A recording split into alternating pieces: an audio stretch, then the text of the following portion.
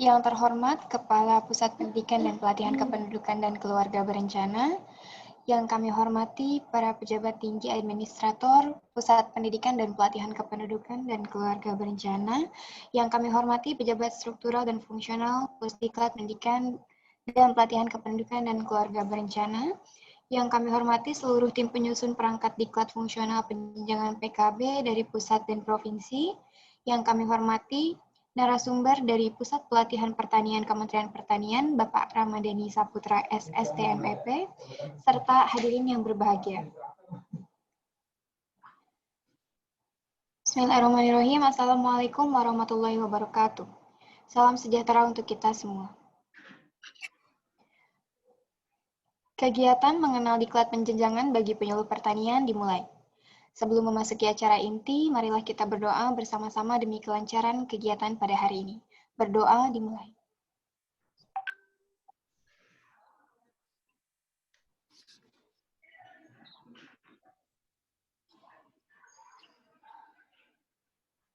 Berdoa selesai.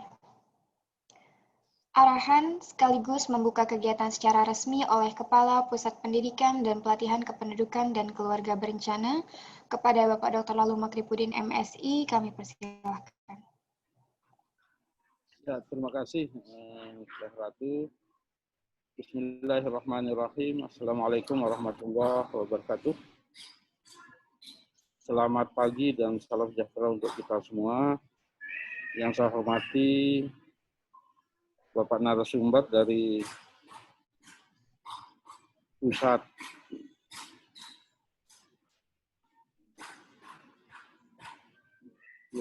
Pelatihan Kementerian Pertanian, Pusat Pelatihan Kementerian Pertanian ya. Alhamdulillah telah bergabung bersama kita. Kemudian Bapak dan Ibu pejabat para koordinator fungsional umum tertentu di lingkungan Pusdiklat, dan tentu Bapak dan Ibu anggota tim penulis penjenjangan PKB dari seluruh Indonesia. Ada beberapa provinsi yang ikut bergabung selain dari Widya Suara di BKKBN Pusat. Pertama, tentu kita bersyukur Allah Subhanahu wa Ta'ala, Tuhan yang Maha Kuasa, bahwa pada pagi hari ini dalam suasana cerah. Tidak tahu kalau di provinsi lain ini cerah atau sedang mendung. Tapi mudah-mudahan walaupun mendung, mungkin di sana hati kita tetap cerah ya. Karena situasi sekarang ini memang sedang tidak bersahabat. Situasi COVID masih membayangi kita dalam melakukan aktivitas.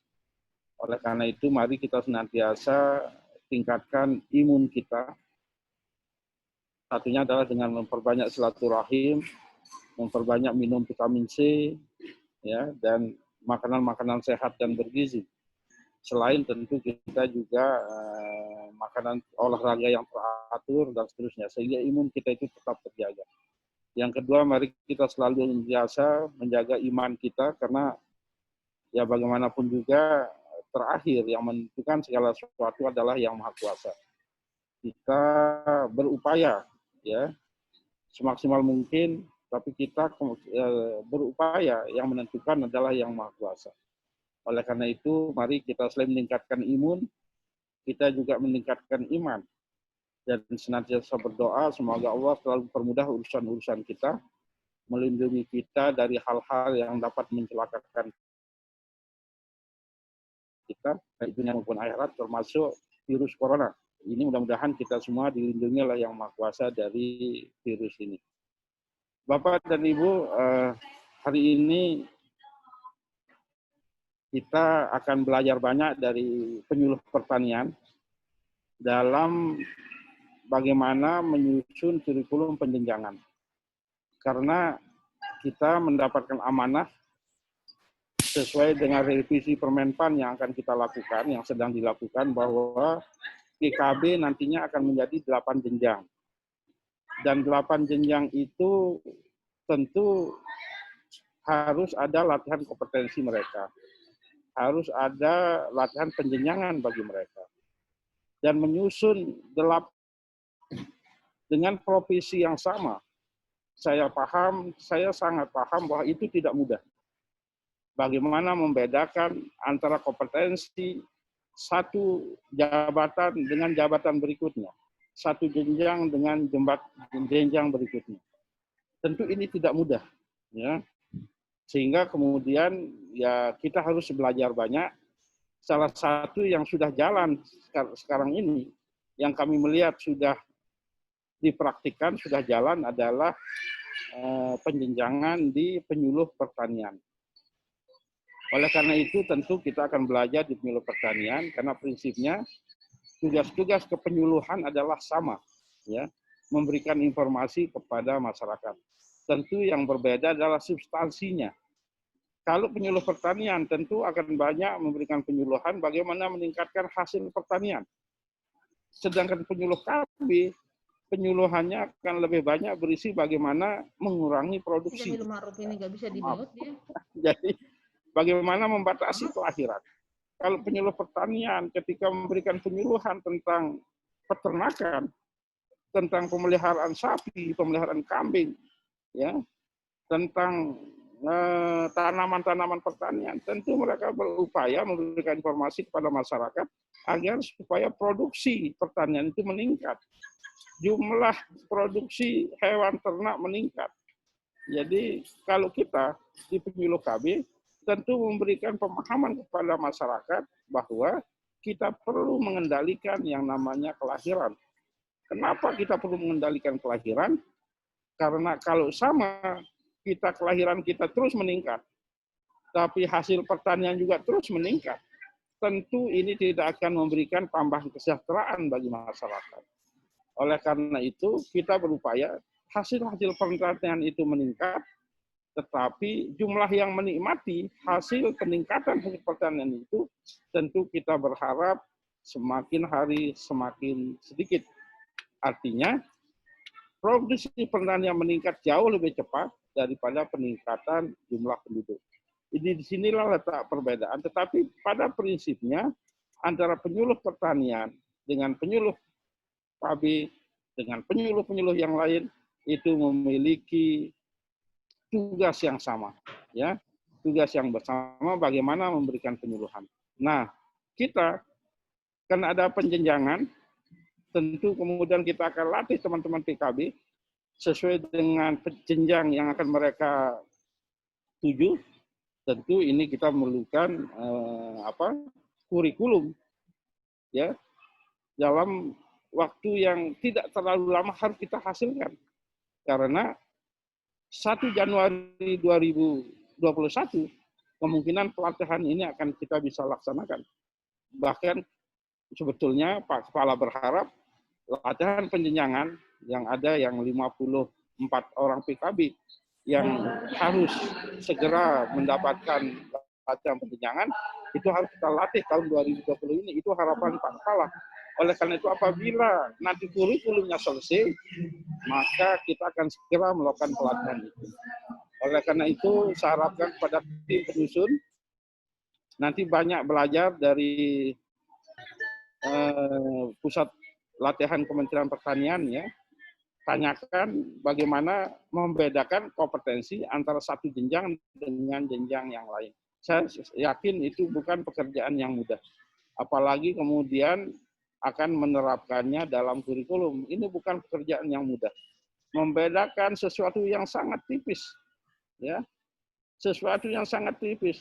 Jangan sampai ada kesan ketika kita melatih ahli muda, itu pelatihannya tidak berbeda jauh dengan ketika kita melatih ahli madya atau jenjang-jenjang yang lain.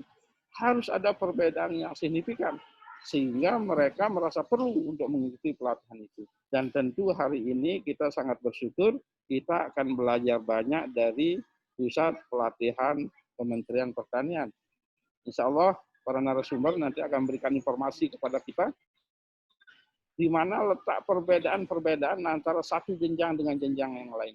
Mohon ini kemudian dijadikan referensi oleh Bapak dan Ibu tim penyusun penjenjangan ini. Kemudian kita mulai bekerja, membuat draftnya. Draft itu kita bicarakan dalam beberapa kali pertemuan, dalam beberapa kali workshop, sehingga kemudian akhir tahun ini kita berharap sekali lagi modul latihan penjenjangan ini dapat kita selesaikan.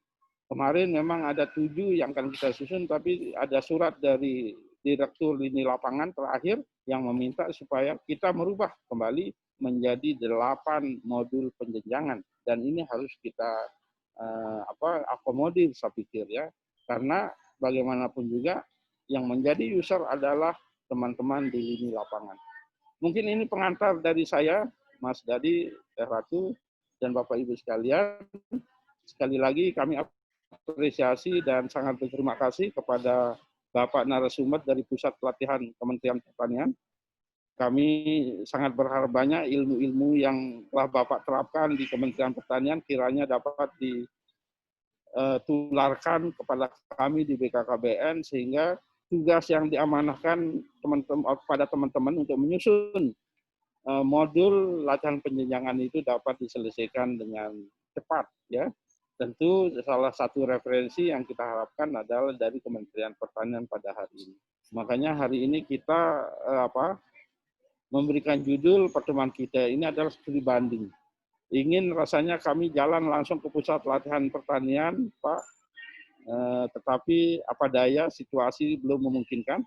Tapi insya Allah kalau sudah situasi normal, kami tentu akan jalan-jalan ke sana, belajar banyak secara langsung, sehingga ilmu yang kita peroleh secara langsung tentu akan berbeda apabila secara daring seperti ini.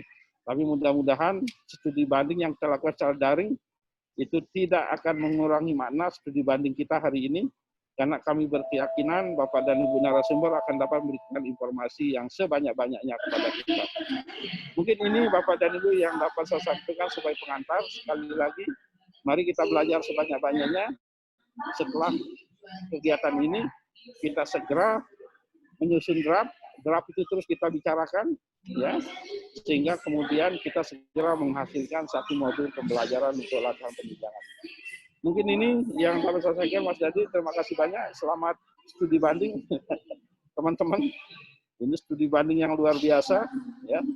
Jadi dari banyak provinsi ikut bergabung studi banding Kementerian Pertanian. Ya mudah-mudahan ini maknanya sama dengan kita studi banding secara langsung sekali lagi, secara fisik.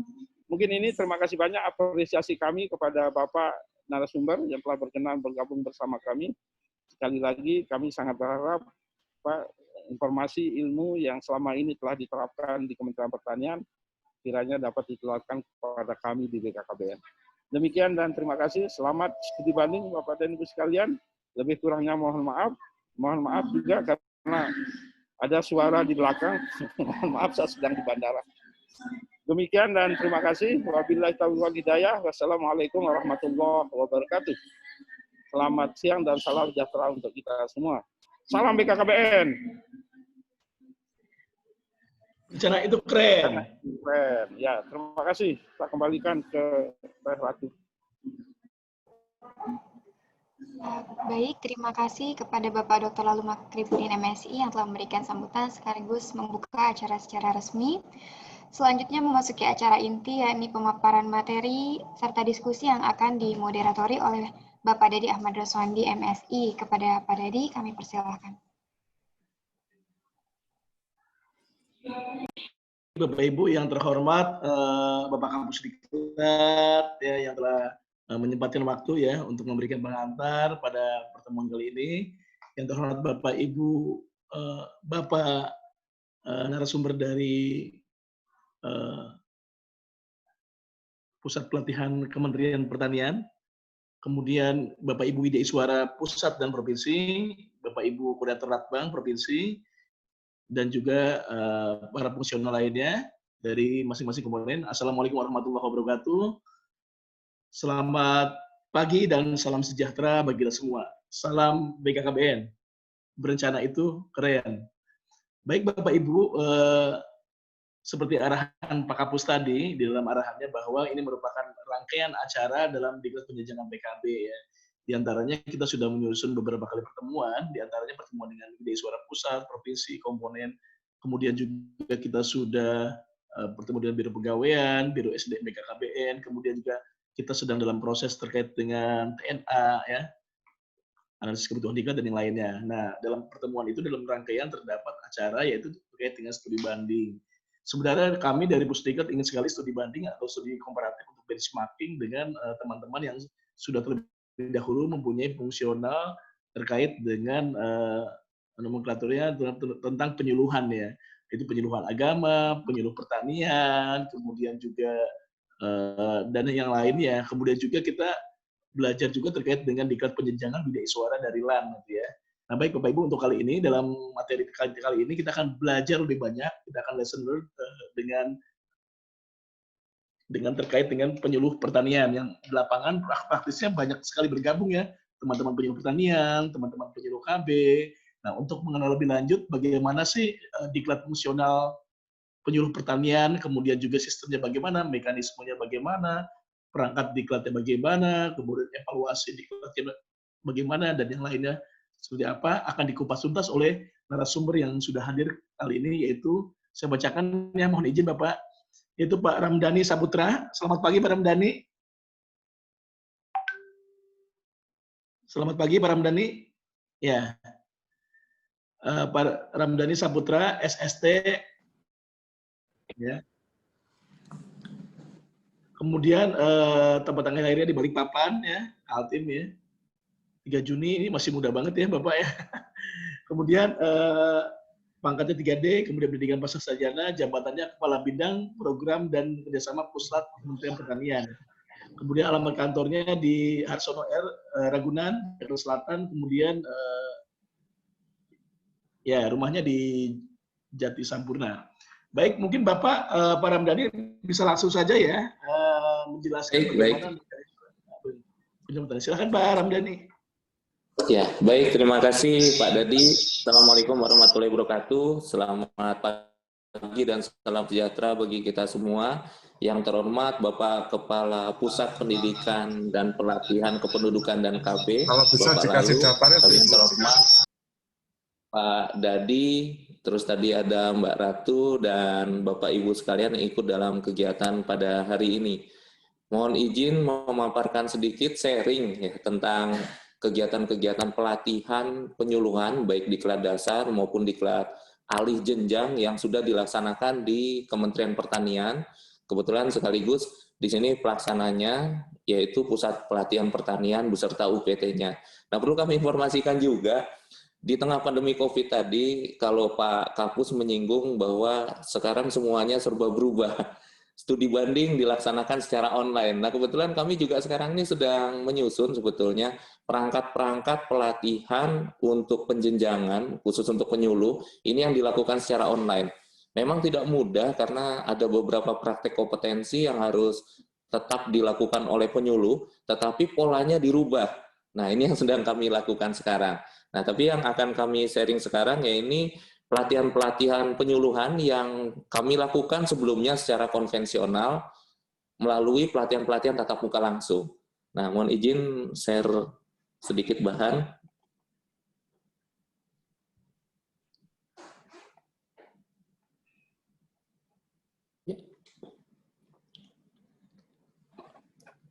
Oke. Nah, ini. Kalau di diklat fungsional penyuluh pertanian yang dilakukan di Kementerian Pertanian, kami membagi diklat tersebut menjadi tiga pelatihan. Yang pertama yaitu diklat dasar penyuluh pertanian terampil. Yang kedua adalah diklat dasar penyuluh pertanian ahli. Dan yang ketiga adalah diklat alih kelompok bagi penyuluh pertanian. Apa perbedaannya di antara ketiga pelatihan ini? Yang pertama, kalau diklat dasar penyuluh pertanian terampil, ini diikuti oleh teman-teman yang memiliki tingkat pendidikan di bawah S1, dari mulai SMA, D3, D1, dan sebagainya.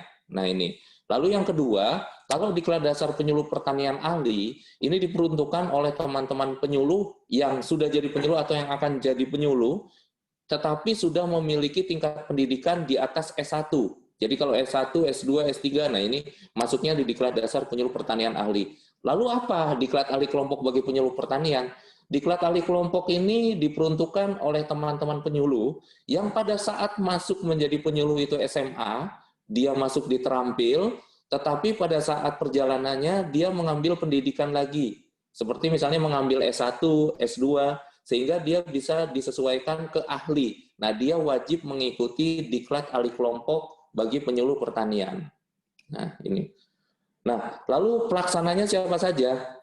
Kami memang membatasi untuk diklat penyuluh pertanian itu wajib dilaksanakan oleh UPT Pelatihan Pertanian Pusat. Kebetulan kami memiliki 10 UPT yang tersebar, dari mulai di ujung barat itu ada Balai Pelatihan Pertanian Jambi, lalu ada Balai Pelatihan Pertanian Lampung, di Jawa Barat ada 3, ada PPMKP Ciawi, Balai Besar Pelatihan Pertanian Lembang, Balai Besar Pelatihan Kesehatan Hewan Cinagara, lalu di Jawa Timur ada 2, yaitu Balai Besar Pelatihan Pertanian Ketindan dan Balai Besar Pelatihan Pertanian Batu. Di Kalimantan Selatan ada 1, Balai Besar Pelatihan Pertanian Binuang.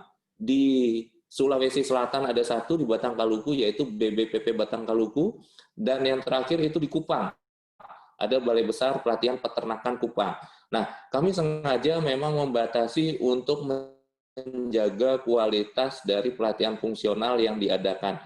Nah, bagaimana biasanya kalau teman-teman di Balai Diklat, baik provinsi maupun balai diklat lain ingin bekerja sama, biasanya kita tetap yang melaksanakannya itu adalah teman-teman dari UPT pelatihan kita, tetapi bisa dilaksanakan di UPT pelatihan penyelenggara gitu. Jadi tetap menjamin mutunya itu dari kami.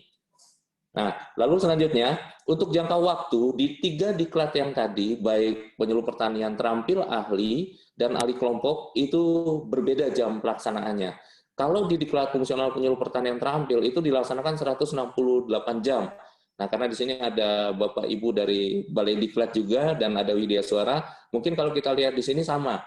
Untuk jam pelatihan kita, karena mengacu kita di LAN ya, untuk peraturan-peraturan pelatihan, kami tidak berbeda dengan dasar-dasar pelatihan yang kami gunakan, yaitu dari LAN.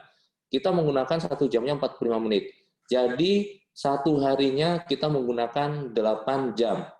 Jadi contoh di sini, kalau diklat dasar fungsional penyuluh pertanian terampil ini dilaksanakan 168 jam, berarti itu dilaksanakan selama 21 hari. Demikian juga untuk pertanian ahli itu dilaksanakan selama 21 hari. Sedangkan diklat ahli kelompok ini lebih sedikit, karena dia peralihan saja dari terampil menuju ahli. Itu dilaksanakan 112 jam atau sekitar 14 hari. Ini untuk harinya. Nah, untuk metodenya sepertinya sama seperti diklat lain, yaitu metode diklat fungsional penyuluh pertanian ini menggunakan metode dari mulai ceramah, diskusi dan tanya jawab, penugasan, demonstrasi, studi kasus, simulasi, praktek, dan pemecahan masalah. Dan tentu saja sama seperti biasa, metode ini tidak berdiri sendiri-sendiri, tetapi juga bisa penggabungan dari beberapa metode. Dan ada yang sedikit berbeda di metode pelaksanaan diklat fungsional penyuluh pertanian, karena kami mengikuti dari pola yang kami susun. Contoh pada saat kita melaksanakan 21 hari, 14 hari itu dilaksanakan di kelas, baik dengan cara ceramah maupun praktek dan sebagainya. Tetapi 1 minggunya, 7 harinya itu dilaksanakan di lapangan. Langsung praktek di lapangan. Dari mulai melakukan identifikasi kebutuhan, penyuluhan, sampai dengan dia praktek penyuluhan langsung di lapangan selama 7 hari di sana. Nah, ini yang perbedaannya. Nah, untuk kurikulum pun berbeda-beda antara terampil ahli dengan ahli kelompok. Kalau terampil sama ahli di sini tidak jauh berbeda, kalau kita lihat jamnya juga tidak jauh berbeda. Dari mulai kelompok dasar, di sini ada kebijakan pembangunan pertanian. Bedanya tadi kalau diterangkan oleh Pak Kapus, kalau pertanian itu menambah, kalau di BKKBN itu membatasi, itu mengurangi, membatasi bukan mengurangi ya. Nah, di sini kebijakan-kebijakan dari mulai kebijakan pembangunan pertanian, terdiri dari visi misi dan sebagainya, lalu kebijakan strategi penyuluhan pertanian termasuk pengembangan budaya kerja. Untuk kelompok inti, nah ini sepertinya yang sangat penting kalau tadi ingin mengetahui beda dari mulai tingkatan-tingkatan ahli dan terampil itu apa. Nah, ini masuk di kelompok intinya. Yang pertama dasar-dasar penyuluhan. Kalau dasar-dasar penyuluhan masih sama, itu terkait dengan pengertian, tujuan, sasaran, termasuk ruang lingkup penyuluhannya. Kalau pendidikan orang dewasa, ini masih sama, cuman prakteknya saja yang berbeda. Di sini dari mulai pengertian, pendekatan, sampai bagaimana proses belajar mengajar. Karena itu memang wajib melekat di penyuluh pertanian. Lalu yang ketiga, komunikasi. ini adalah dasar yang sangat penting untuk penyuluh pertanian, karena komunikasi itu adalah hal utama di penyuluhan pertanian. Di komunikasi ini mereka akan belajar dari mulai dasar-dasar komunikasi, lalu tahapan adopsi inovasi, adopsi teknologi, termasuk diffusi inovasi teknologi pertanian. Lalu yang selanjutnya, untuk di ketenagaan penyuluhan, ini mempelajari tentang seluk-beluk ketenagaan penyuluh pertanian dengan segala tugas dan fungsinya, termasuk hak dan kewajiban yang harus dilakukan oleh penyuluh pertanian pada saat di lapangan. Nah, ini masuk udah mulai ranah praktek mereka yang dilakukan sehari-hari di lapangan di sini, dari mulai identifikasi, lalu mereka setelah melakukan identifikasi potensi wilayah ini melihat peluang, terus nanti termasuk mengumpulkan data-data agroekosistem. Di sini nanti mereka langsung menyusun program setelah data-data identifikasi itu dikumpulkan. Program penyuluhan ini wajib memang dibuat oleh penyuluh pertanian setiap 1 tahun sekali.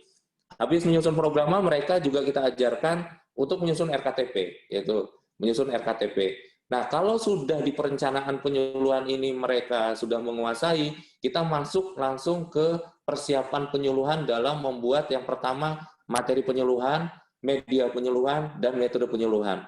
Ketiga hal ini adalah hal yang tidak dapat dipisahkan. Jadi kalau kita lihat penggabungan materi, identifikasi, programa, dan rencana kerja itu adalah satu paket penyuluhan, satu paket pembelajaran.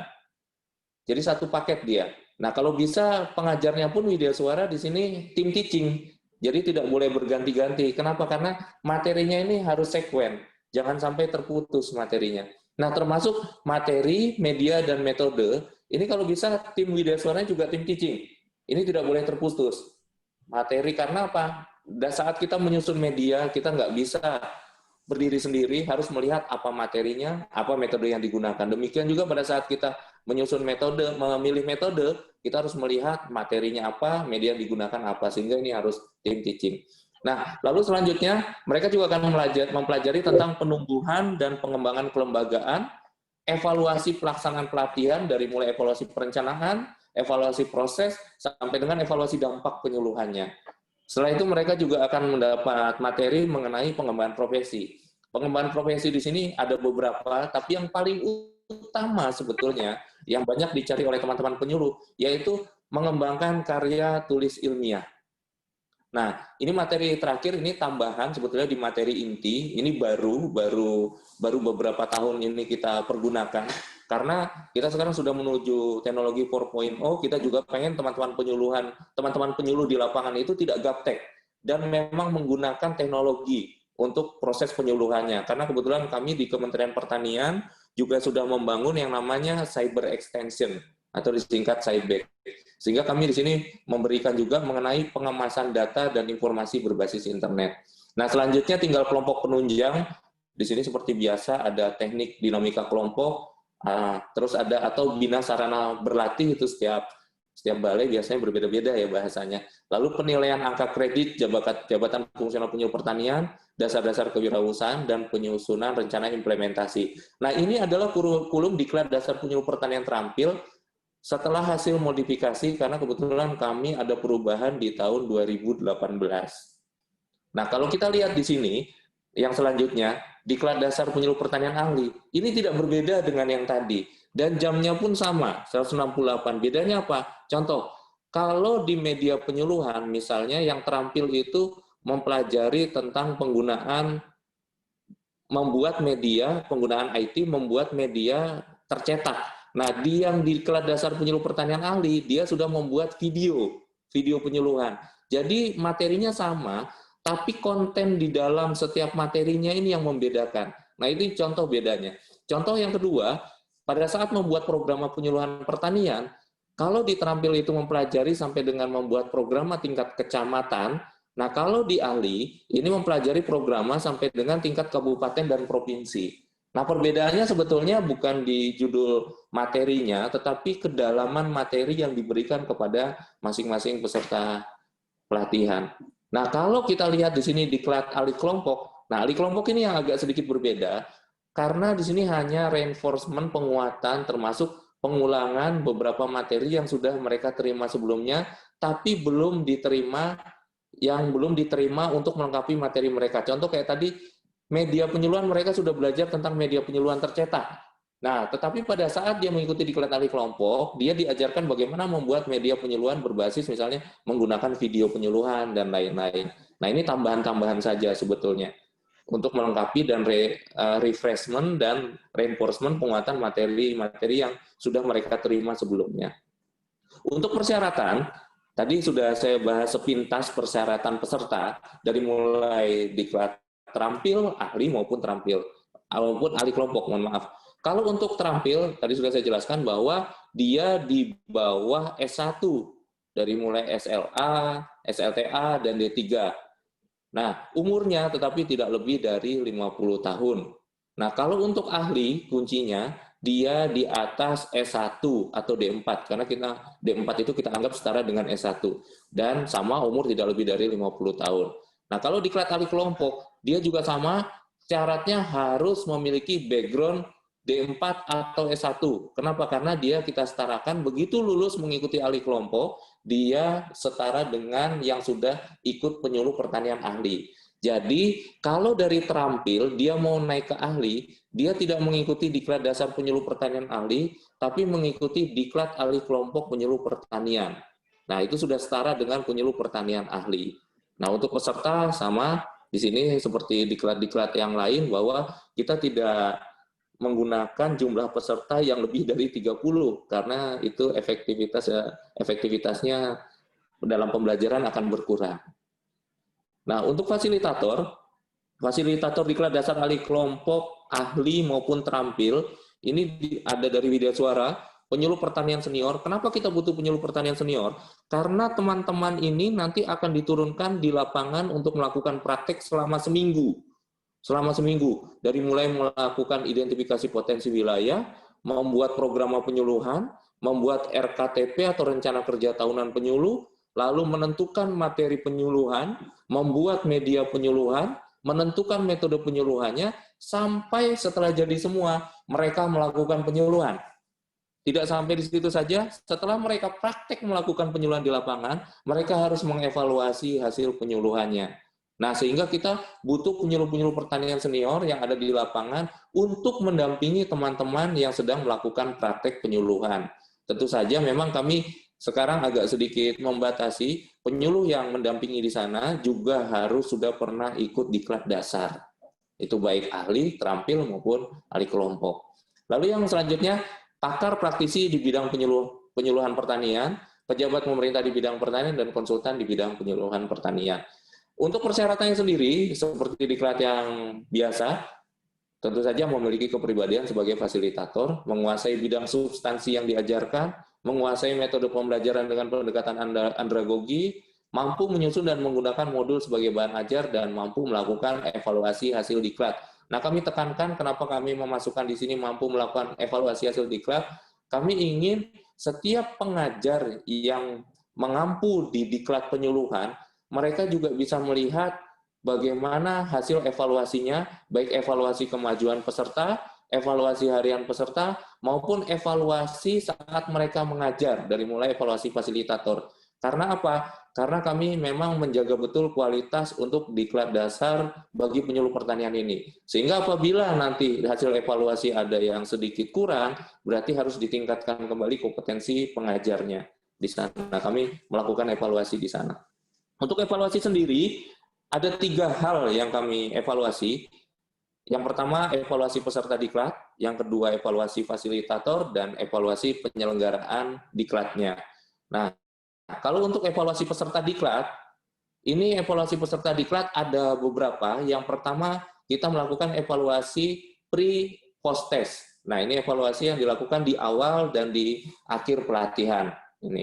Ini saya lanjut aja, nanti ada beberapa contoh pre-test dan post-test, termasuk bagaimana cara menghitung dan merekapnya, dan beberapa evaluasi yang lain. Nah, terus evaluasi terhadap sikap dan perilaku peserta. Untuk diklat dasar ini, kami mewajibkan, jadi ada beberapa diklat di Kementerian Pertanian itu, yang kita mewajibkan ada evaluasi terhadap sikap dan perilaku peserta yang dilakukan secara kontinu.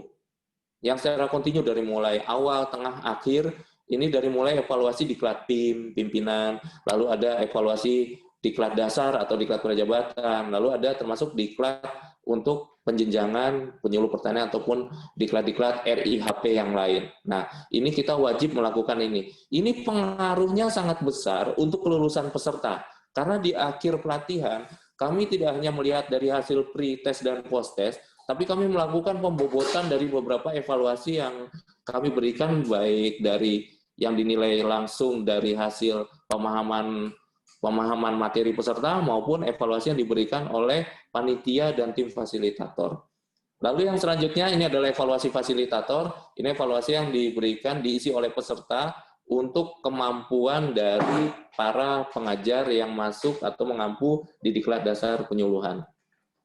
Lalu yang selanjutnya di sini adalah evaluasi penyelenggaraan diklat untuk melihat, yang pertama kita melihat sebetulnya penyelenggaraan diklat ini sudah dilaksanakan dengan baik atau belum. Nanti kita juga mengevaluasi beberapa kekurangan-kekurangannya. Ini evaluasi penyelenggaraan diklat. Nah, untuk uji kompetensi praktek penyuluhan yang 1 minggu di lapangan, nilai minimal kelulusan peserta dalam uji kompetensi praktek penyuluhan ini adalah minimal 70. Jadi apabila peserta itu ingin lulus, kalaupun nilainya tinggi tapi uji kompetensinya kecil, dia dinyatakan dia nggak bisa lulus, sehingga nilainya harus lebih dari 70. Nah, sedangkan setelah itu ada pembobotan nilai secara keseluruhan untuk menyatakan peserta ini lulus atau tidak. Sehingga biasanya setelah uji kompetensi, seluruh widyasuara pengampu atau ketua tim widyasuara beserta tim panitia ini melakukan rapat kompre untuk menentukan kelulusan teman-teman peserta pelatihan. Nah, aspek penilaian tadi sudah dibahas sedikit, itu aspek sikap, ini tadi dari evaluasi sikap peserta, ini kita berikan bobotnya 15%, untuk pengetahuan dan kognitif, ini kita berikan bobotnya 30%, ini dari mulai pre-test, post-test, dan penilaian fasilitator. Tapi di beberapa balai memang ada yang menambahkan, di penilaian kognitif ini ada lagi tes untuk teman-teman peserta. Sehingga mereka memberikan satu materi itu ada 5 soal minimal dan 10 soal. Nah, ini untuk menguji memang pesertanya dianggap mampu. Lalu yang ketiga, pemberian tugas penugasan dengan bobot 25 dan uji kompetensi ini dengan bobot 30%, sehingga total bobotnya 100%. Nah, ini kalau di pembobotan akhir, mereka dinyatakan lulus apabila nilai di atas 75 secara persentase. Nah, untuk evaluasi, mohon izin memperlihatkan sedikit sebentar, mohon maaf. Ada beberapa evaluasi di sini.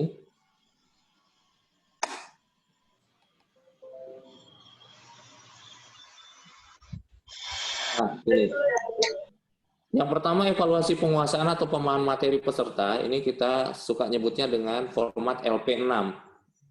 Nah, di sini tinggal teman-teman peserta ini hanya mengisi skala penguasaan materi mereka dengan, di sini kita menggunakan skala Likert 5, dari mulai sangat menguasai, cukup menguasai, kurang menguasai, dan tidak menguasai. Nah, di sebelah kirinya ini adalah materi-materi diklat yang diajarkan di pelatihan tersebut.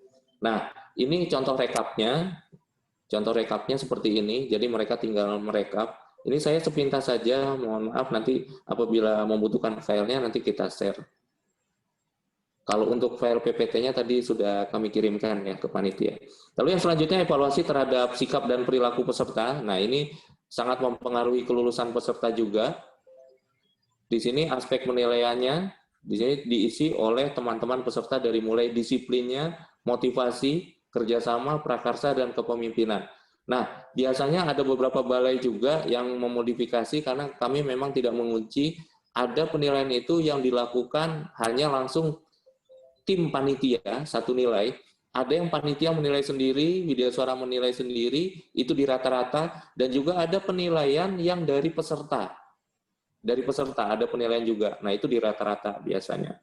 Nah, lalu ada rekapitulasi evaluasi terhadap sikap dan perilaku peserta. Ini rekap dari yang atas tadi. Nah, ini bahan-bahan ini yang nanti salah satunya dibawa pada saat sidang kelulusan, untuk penentuan sidang kelulusan teman-teman peserta pelatihan. Lalu ada evaluasi terhadap widyasuara atau fasilitator. Di sini kita juga menggunakan 5 skala, menggunakan skala Likert, dari mulai melihat penguasaan materi pengetahuan widya suara, sampai melihat apakah tujuan pembelajarannya ini tercapai setelah mereka menerima pembelajaran. Nah, ini rekapnya, contoh rekapnya. Lalu yang selanjutnya, di sini ada rekapitulasi juga, sama. Ini adalah evaluasi kepuasan peserta. Nah, ini evaluasi penyelenggaraan pelatihannya. Dan ini adalah rekapnya. Nah, mungkin ini sepintas tentang sharing ya, tentang diklat penyuluhan yang kami lakukan di Kementerian Pertanian. Mungkin nanti apabila ada yang ingin didiskusikan, silakan. Terima kasih. Wassalamualaikum warahmatullahi wabarakatuh.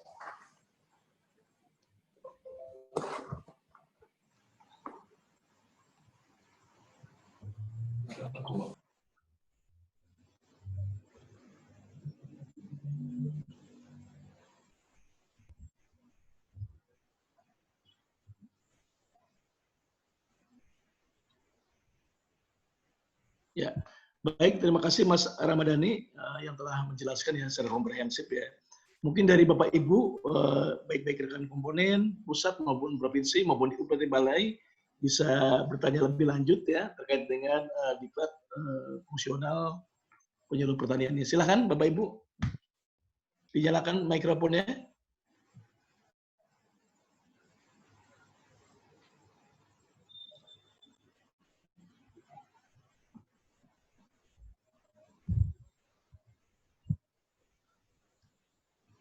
Silakan Bapak Ibu mau bertanya.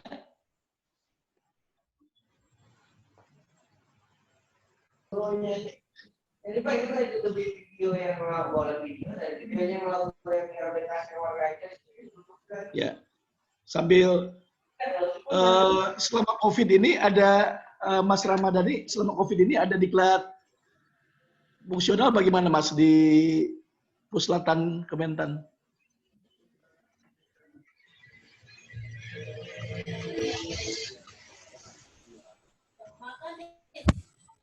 Halo, Mas Ramadhani? Bukan ini Ya, lain. maaf tadi kemute. Iya.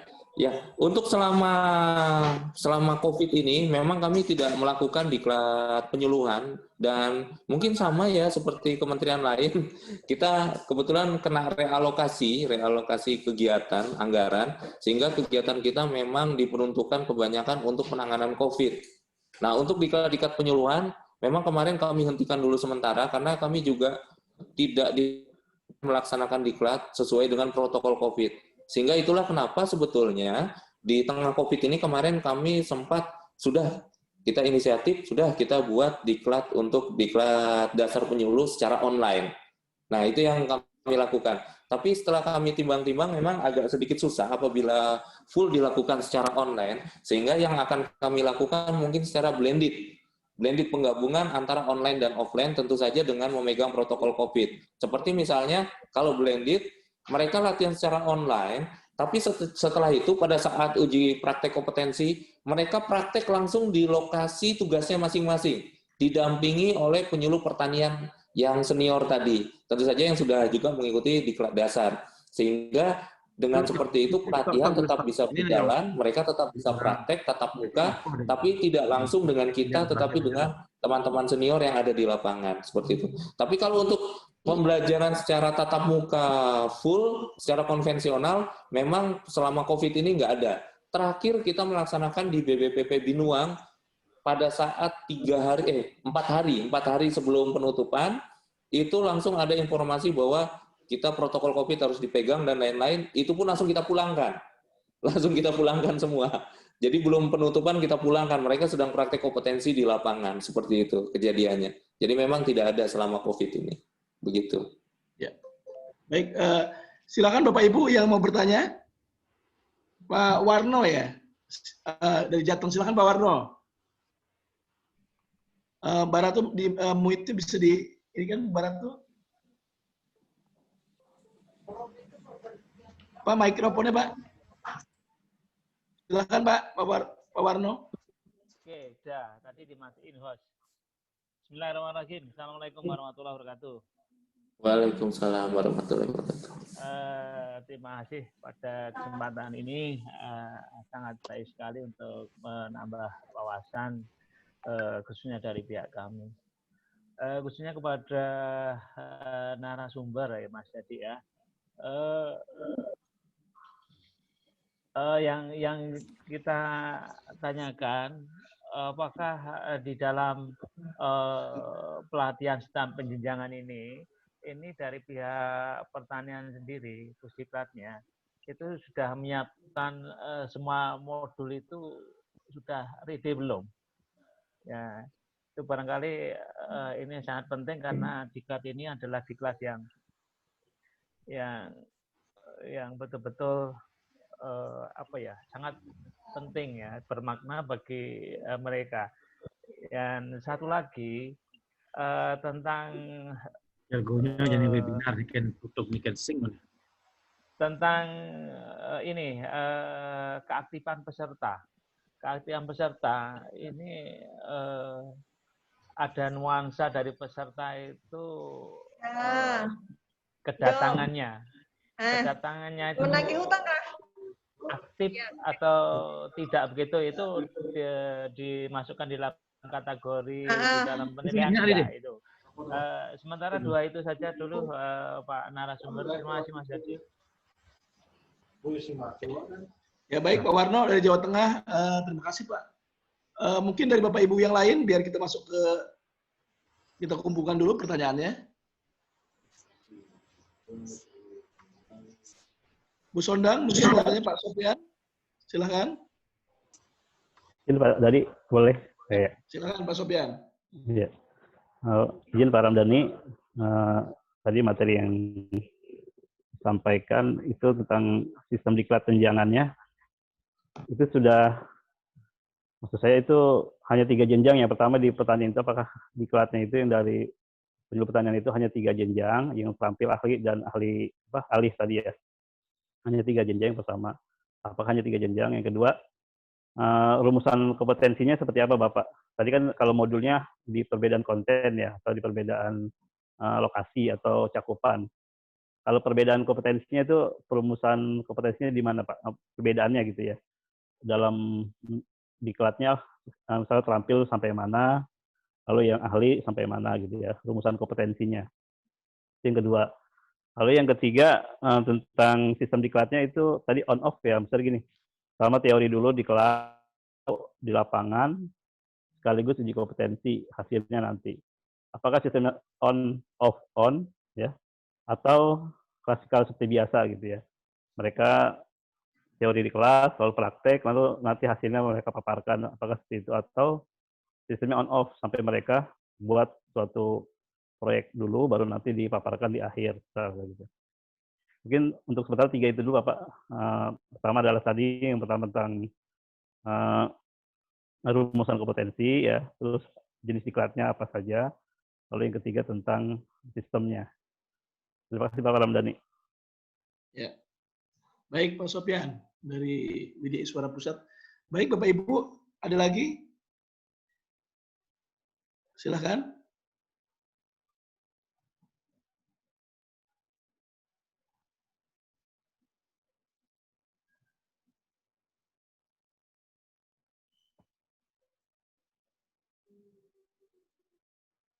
Oke, mungkin 2 dulu Mas Ramdhani ya.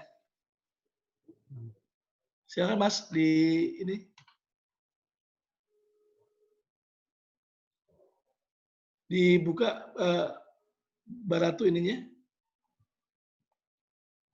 Mas Ramdhani bisa ya dijawab dulu Mas. Silakan.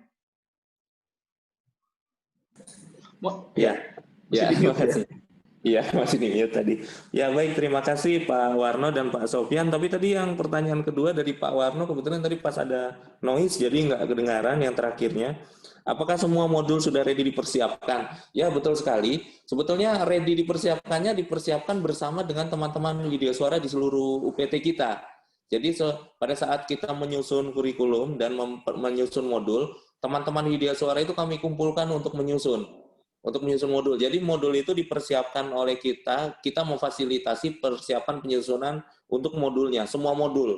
Sehingga pada saat ini nanti berjalan, modul-modul itu semua sudah ready. Jadi yang nyusun sebetulnya teman-teman Widya Suara sendiri. Teman-teman Widya Suara, dan kami pada saat penyusunan modul memang mengundang beberapa pakar dan praktisi yang memang memahami di setiap materi di modul yang kami susun tersebut. Termasuk pada saat ada perubahan modul seperti kemarin, karena kebetulan baru beberapa minggu kemarin kami mengundang beberapa Widya Suara untuk menyusun modul-modul baru dan melakukan perubahan upgrade terhadap modul-modul yang lama. Jadi betul kami persiapkan dulu. Setelah semua modul jadi, baru kami sebar ke seluruh UPT. Dipergunakan lagi itu untuk UPT-UPT yang akan mengajarkan atau menyelenggarakan diklat dasar untuk penyuluhan. Begitu Pak prosesnya. Lalu yang kedua, ini tadi yang saya agak kurang nangkep pas ada noise, untuk keaktifan peserta masuk kategori mana, mungkin minta tolong kalau bisa di unmute Pak Warnonya. Iya. Pak Warno, iya, kalau di saya tertulis terkait dengan kategori penjenjangan ya. Ya Pak Warno ya. Oke ya, itu dalam penilaiannya itu kadang-kala kan ada itu mestinya masuk kepada sikap ya. Itu masuk dalam betul. Penilaian pembobotan penilaian enggak itu, Mas? Betul. Iya. Oh baik Pak Warno, betul sekali. Untuk keaktifan peserta tadi ada instrumen untuk penilaian sikap peserta, Pak. Nah kita masukkan ke dalam ke sana di instrumennya, sehingga nanti itu memasuk ke dalam penilaian, termasuk, saya lupa lagi, ada prakarsa, keteladanan, itu ada di instrumennya Pak. Itu masuk kepada penilaian peserta untuk penentuan kelulusannya yang 15% tadi Pak. Gitu. Untuk pembobotan kategorinya ya. Lalu yang kedua, ini dari Pak Sofyan, apakah hanya 3 jenjang? Nah, betul. Makanya tadi saya agak sedikit kaget. Oh, ternyata jenjangnya banyak ya. Kalau di BKKBN ada 8 tadi ya, kalau nggak salah ya. Kalau di penyuluhan memang kita hanya 3 jenjang kalau untuk pelatihannya. Kalau untuk jabatan fungsionalnya memang betul sama. Tapi kalau untuk pelatihannya, sementara ini memang kita masih menggunakan 3 jenjang. Cuman ada ahli, terampil, dan ahli. Kalau terampil itu yang dari SMA S1 ke bawah, lalu yang ahli itu S1 ke atas. Untuk ahli kelompok itu untuk yang penjenjangan dari terampil dia masuk ke ahli. Lalu untuk rumusan kompetensi, nah tadi saya sebetulnya memberikan sedikit, memang saya tidak menayangkan satu persatu, karena rumusan kompetensi yang dicapai itu berbeda antara materi yang satu di tiap jenjang itu berbeda. Contohnya misalnya tadi saya memberi contoh, kalau untuk mata diklat media penyuluhan, di terampil itu mereka menguasai media cetak. Nah, tetapi nanti kalau di ahli, dia menguasai pembuatan video. Nah, ini rumusan kompetensinya, contohnya. Saya kebetulan tidak memaparkan detail tadi. Terus contohnya, kalau untuk mata diklat program penyuluhan, untuk di terampil, dia menguasai kompetensinya itu sampai pembuatan program penyuluhan tingkat kecamatan. Tetapi kalau di ahli, dia sudah ranahnya kebijakan, termasuk dia mempelajari sampai dengan tingkat provinsi, bahkan nasional. Itu kita berikan ranahnya. Nah, mungkin itu contoh-contohnya untuk rumusan kompetensinya memang berbedanya di sana. Jadi kalau mata diklatnya sama, tapi rumusan kompetensi yang dicapai, baik terampil maupun ahli, itu sedikit berbeda dari sana. Betul sekali. Lalu untuk sistem diklat sebetulnya kita agak sedikit berbeda. Jadi nggak on-off seperti kalau diklat PIM atau diklat dasar ya, diklat dasar PNS, ASN, itu sedikit berbeda. Kalau di kita sistem diklatnya itu 14 hari dia melakukan pembelajaran di balai. Di balai itu berarti termasuk ceramah, praktek, diskusi, semuanya di sana dilakukan di sana. Jadi pembekalan sebelum mereka turun ke lapangan selama 14 hari itu. Jadi ilmu-ilmunya semua diberikan di sana. Nah, 1 minggu terakhir itu adalah mereka mencoba mempraktekkan langsung di lapangan ilmu-ilmu yang sudah kita berikan selama 14 hari tersebut. Nah, selama 7 hari tersebut terakhir, 1 minggu terakhir, itu mereka tidak dilepas sendiri. Kalau di diklat PIM atau diklat dasar kan biasanya itu dipegang oleh coach ya di lapangan atau di instansinya. Nah, kalau ini Widya Suaranya ikut turun ke lapangan. Widya Suaranya mendampingi selama 7 hari di lapangan. Jadi kita bagi kelompok, misalnya dari 30 orang itu, kita bagi 3 kelompok. Jadi 10 orang setiap satu kelompok. Setiap satu kelompok dipegang 1 Widya Suara. Jadi Widya Suara itu mendampingi dari mulai praktek mereka identifikasi potensi wilayah, terus dia praktek membuat programa, membuat RKTP, memilih materi, mempersiapkan media, menentukan metode, sampai dia praktek penyuluhannya dan melakukan evaluasi. Jadi Widyaswara tetap mendampingi selama praktek 7 hari di lapangan itu. Nah, seperti itu. Jadi tidak seperti on-off seperti biasanya. Cuman memang tahun kemarin, 2 tahun kemarin, kami pernah melakukan metode yang sedikit seperti on the job training. Jadi kami lepas 7 hari dia di lapangan dengan coach, tapi coach-nya itu yang agak sedikit sulit memilihnya, karena kita memang memilih yang betul-betul dia memang udah pernah mengikuti diklat dasar, bahwa dia memang kompeten betul-betul, ya kalau kita yakini bisa membuat program penyuluhan, RKTP itu dengan baik, dengan bagus. Sehingga memilih itu yang agak sedikit susah pendampingannya, seperti itu Pak. Tapi memang kami pernah melakukan seperti itu, on-off. Tetapi on-off-nya bedanya, kami tidak melepaskan 100% ke coach, tapi Widyaswara tetap mendampingi di lapangan. Seperti itu Pak. Nah, itu mungkin sistem-sistem yang dilakukan selama kami melakukan diklat dasar baik terampil ahli maupun diklat ahli kelompok. Begitu Pak Warno, Pak Sofyan, mungkin ada yang ingin ditanyakan lagi atau kurang jelas.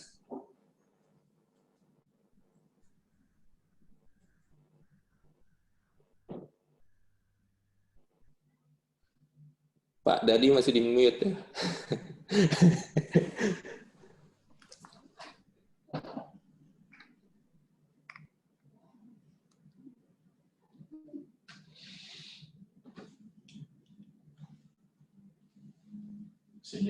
Masih di mute.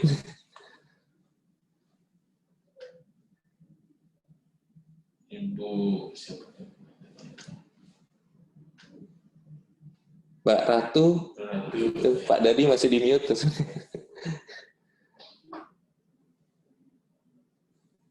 Ya, baik. Mbak Ratu jangan lupa saya jadikan co-host ya, gitu. Baik, itu penjelasannya dari Mas Ramadhani ya. Ini Mas ada juga yang mau bertanya terkait dengan bagaimana uji kompetensi untuk setiap jenjang. Nah, uji kompetensi tentu berbeda ya Mas ya, untuk ahli dan keterampilan. Apa sih diferensiasinya apa gitu? Diferensiasinya. Iya. Sebetulnya kalau untuk uji kompetensi, perbedaannya itu pada saat mereka melaksanakan praktek. Pada saat mereka melaksanakan praktek kan mereka dari mulai melakukan identifikasi, terus melakukan penyusunan programa. Tingkat programa yang dibuatnya itu yang berbeda. Tingkat programa yang dibuat berbeda. Kalau RKTP tentu saja sama, tapi kalau programnya sudah berbeda pasti turunannya berbeda. Tetapi pada saat mereka melaksanakan praktek penyuluhan sama, tapi media yang dipergunakan berbeda, media utamanya. Contoh, mereka kalau di lapangan menggunakan peta singkap misalnya, paling sederhana. Lalu menggunakan leaflet dan folder. Tapi kita minta untuk teman-teman penyuluh pertanian yang ikut diklat ahli, mereka tetap menggunakan minimal PowerPoint atau membuat video. Gitu. Minimal PowerPoint atau membuat video. Jadi tingkatan itu yang berbeda. Tentu saja uji kompetensinya berbeda. Seperti itu. Kalau untuk proses penyuluhan, proses identifikasi semua sama. Tapi hasil akhir output kompetensinya yang memang mereka setiap tingkatan itu berbeda. Seperti itu. Nanti mungkin kalau misalnya lebih detail tentang kompetensi yang harus dicapai di masing-masing mata diklat, nah nanti mungkin kami akan juga share. Kami akan berikan filenya untuk bisa membedakan apa sih perbedaan masing-masing tingkatan, contoh di materi media penyuluhan, di materi penyuluhan, metode penyuluhan, programa, RKTP, evaluasi, dan lain-lain. Contoh kayak evaluasi juga, kalau di penyuluh pertanian yang terampil, mereka hanya sampai evaluasi proses. Tetapi kalau di penyuluh pertanian ahli, dia itu sampai dengan dampak penyuluhan. Evaluasi dampaknya diberikan. Tapi kalau di terampil itu hanya bumbu aja dampaknya. Tapi kalau di ahli, mereka itu diberikan full untuk mengukur dampak penyuluhan dan tambahannya untuk mengevaluasi program penyuluhannya. Seperti itu. Jadi tingkatannya lebih tinggi. Seperti itu. Itu mungkin perbedaan-perbedaannya. Nanti coba kami share juga Pak. Kami share, mudah-mudahan nanti kami share ke panitia supaya bisa di-share lagi ke semua peserta. Apa sih perbedaan masing-masing materi itu tingkat kompetensinya baik yang didiklat terampil maupun yang ahli. Seperti itu. Baik.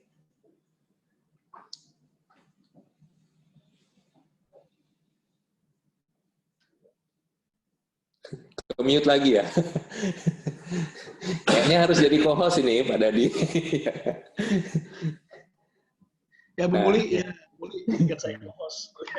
Izin Pak Dadi nyambung yang tadi ya. Ya, silakan langsung. Ya, Pak Ramdhani tadi yang sudah dijelaskan, terima kasih. Untuk yang hasil akhir atau output akhir dari tiap jenjang itu berupa produk atau berupa apa gitu. Misal output akhirnya misalkan untuk terampil output akhirnya ini, itu untuk ahli output akhirnya ini. Apakah seperti itu atau tidak? Atau seperti apa Bapak? Terima kasih Pak. Iya. Iya baik, tentu saja kalau di pelatihan sama mungkin ya, karena yang kita lihat sebetulnya peningkatan kompetensi ya, peningkatan pengetahuan, sikap, dan keterampilan. Tetapi memang kalau kita lihat output produknya dari tugasnya, mereka sama-sama harus mengumpulkan, yang pertama itu dari mulai dia mengumpulkan hasil identifikasi potensi wilayah, lalu mengumpulkan program penyuluhan dalam bentuk cetak, program penyuluhan, mengumpulkan RKTP dalam bentuk cetak, media penyuluhan, termasuk materi penyuluhan sudah termasuk di medianya, terus dia mengumpulkan hasil evaluasi penyuluhan, termasuk dia mengumpulkan. Ini yang agak sedikit kita tekankan sekarang, karena pengalaman ternyata teman-teman fungsional itu agak sedikit susah harus di-push masalah karya tulis. Nah ini saya juga mengalami sendiri, karena kebetulan saya juga dulu Widya Suara. Rata-rata fungsional itu agak sedikit berat di pengembangan profesi. Nah sehingga ini harus di-push teman-teman penyuluh di lapangan, mereka juga harus wajib mengumpulkan draft karya tulisnya. Seperti itu. Ini output produk yang harus mereka hasilkan selama kegiatan pelatihan. Tapi kalau pada saat praktek kompetensinya, pada saat uji kompetensi, yang paling utama sebetulnya kita melihatnya programa, RKTP, hasil identifikasi sudah ada di dalam programa, termasuk yang terakhir itu media penyuluhan dan hasil evaluasi. Sebetulnya yang 4 itu yang utama yang mereka kumpulkan sebagai produk setelah melakukan pada saat proses praktek kompetensi dan setelah melakukan uji kompetensi. Seperti itu.